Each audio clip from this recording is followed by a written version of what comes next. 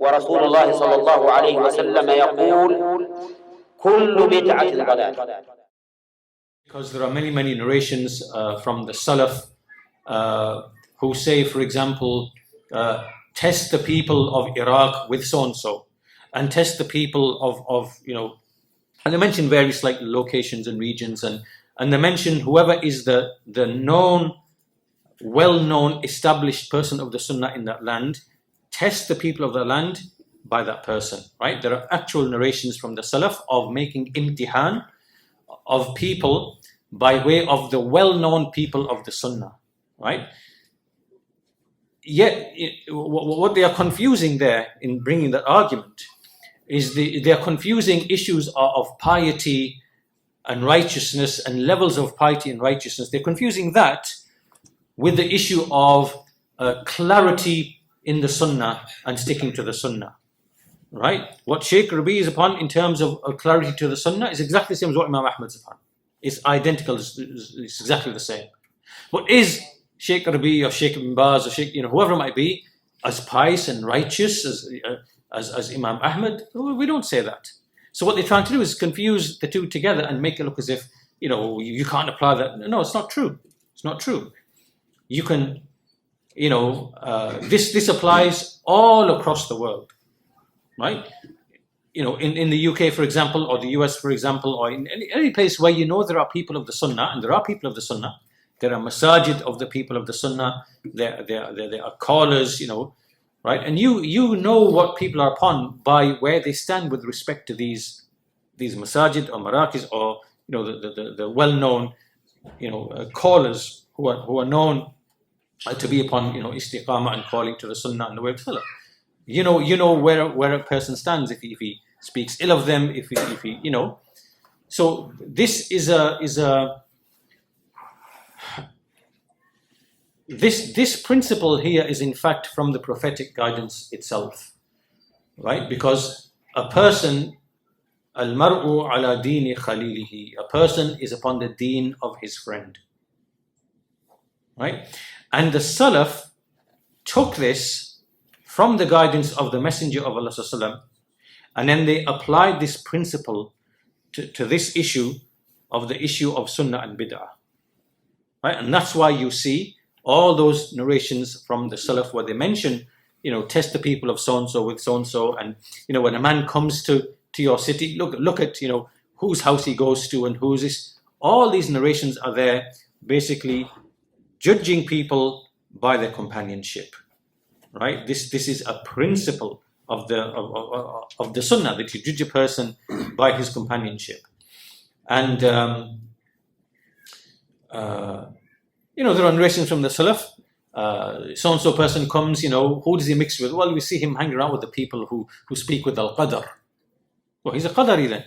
Now, why is he going to the Qadariyya and sitting with them and, being hosted by them? Why didn't he? So, this is what we are applying. It's from the prophetic guidance. And so, yes, we can judge a man by his companionship, by his behavior, by his loyalty, by his allegiance, because this tells us something about this, about this man. Look, if you wanted to marry your daughter to someone, and you see this man is always hanging around with drunkards and thieves and whatever it might be, I don't think someone can say to you, "Oh, you're being unjust by judging him by his companionship. That's wrong." Of course you can, right? And so you can do the same in the affairs of religion, right? In the affairs of creed, in the affairs of course you can. If you see a man flattering and sitting with and drinking tea with a Rafida and with the Khawarij and whatever, then look, either he's a jahil, ignorant, knows nothing about the religion, or he's basically one of them, right? So to judge people by certain well-known prominent scholars, anyone who attacks Shaykh Albani, straight away we know that you are a person of misguidance. Straight away. Right? So we know that the Sufis will attack Shaykh Albani, the Khawarij will attack Shaykh Albani, the Muqallid Madhabis will attack Shaykh Albani, so many different people will attack Shaykh Albani, Ikhwanis will attack Shaykh Albani. Straight away we know you're a person of misguidance, straight off. right? And so we see the wisdom in this. The wisdom in this, in fact, this is mercy in the prophetic guidance for his ummah. Because not everybody, not every person from the people of the Sunnah has the same level of knowledge, has the same level of understanding, has the same knowledge, level of intelligence and scrutiny, right? And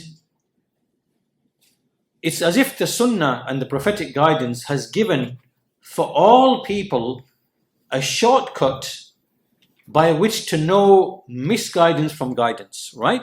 So it's enough for an armed person simply to know, if anyone speaks ill of Shaykh Al-Albani, know that he is a person of misguidance and deviation. Khalas, right? So now if there's an armed person, this person doesn't know anything about, the Ash'ari creed and the details of the Ash'ari creed and ta'wil and this evidence and, did Imam Malik really make ta'wil? And this narration they're bringing the isnad and this whatever. How is the army person supposed to figure all that out? But if he knows that these people are basically attacking Shaykh Albani of being a mujassim and this and whatever, and attacking whatever, that's enough for him to know these people are misguided. Khalas, right? He's saved from so many things by way of this principle. You understand?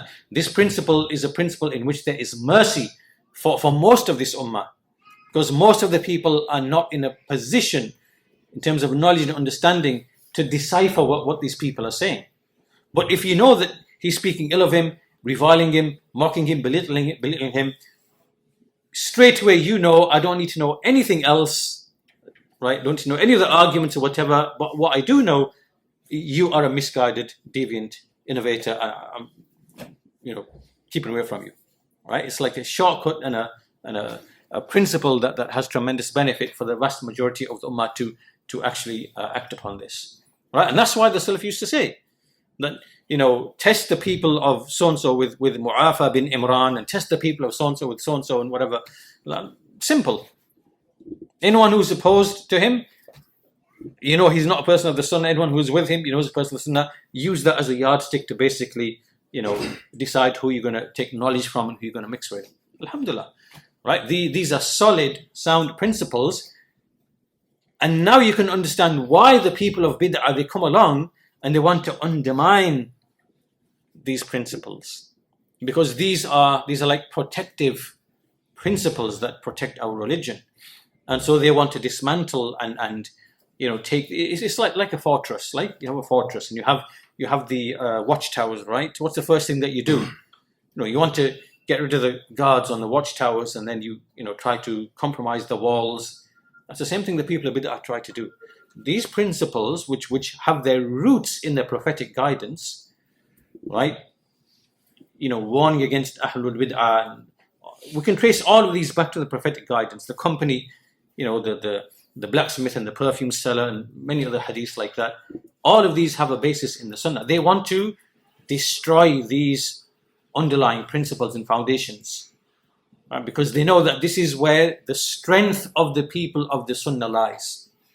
You can't compromise the people of the Sunnah, because these are the weapons that the Sharia and the Sunnah has given to us, right? And by way of this religion has not and will not go the way of the Jews or the Christians, because they have a distorted, altered religion. No one among them knows, who's upon the truth, who's not, but because it's distorted, altered. This will not happen to this religion. Why will that not happen? It's because of the Salafi methodology and because of these principles in our religion that we hold on to, that we have today what the companions were upon, right? So these people of bid'ah, they know that these are the foundations that we have to demolish and to corrupt these principles in order for us to be, first of all, shielded from the people of the Sunnah, and then we can more easily, spread our misguidance, right? That's exactly what they're doing, right? So there are those who know what they are doing by inventing these principles. Then there's the average, person who's just regurgitating and repeating and not really knowing, and which comes to people like us, they'll come to us and regurgitate these kind of doubts and things like that. So, yeah. try to use this whole of Ibn Taymiyyah to say that you can't test people. I'm sure you've probably heard of people using that before.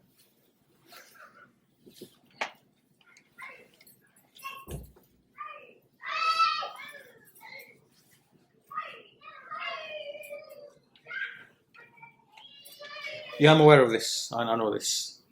First of all, it's not accurately translated. You have to go back to the passage. And what Ibn Taymiyyah is alluding to here is what he's refuting in that passage. He's speaking about, for example, let's say the Sufis, right? They will erect a person who is a leader of the tariqah. Yes? He will make that individual and his statements and his speech to be the basis of all of their loyalty and disloyalty.